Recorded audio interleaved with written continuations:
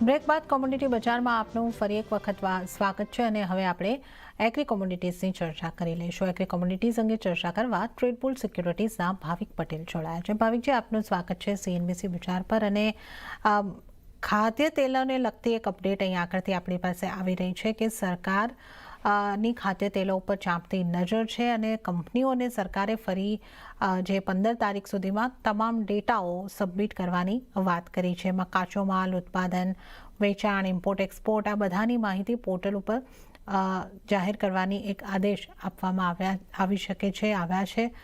તો ખાદ્ય તેલોને પર સરકારને આવા કડક પગલાં લેવાની કેમ જરૂર પડી રહી છે અને આ પગલાંને આપ કઈ રીતે જોઈ રહ્યા છો?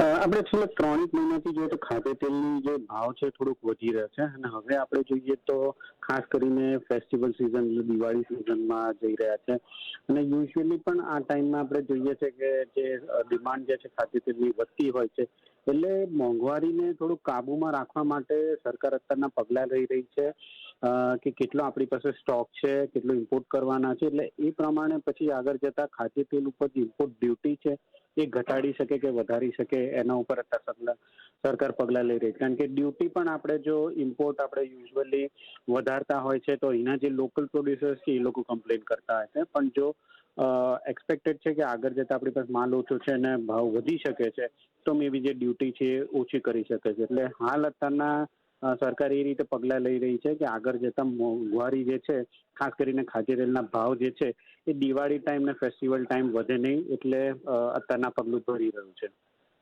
તો ફેસ્ટિવલ સિઝન પહેલાં સરકારની એક ચાંપતી નજર ખાદ્ય તેલ પર. એગ્રી કોમોડિટીઝમાંથી ક્યાં આપની સલાહ બનશે? એગ્રી કોમોડિટીઝમાં આઈ થિંક ગુવાર સીડ ને ગુવાર પેક છે એ મને લાગી રહ્યું છે કે 5400 ઉપર જો જાય તો જ તેજી લાગી રહી છે.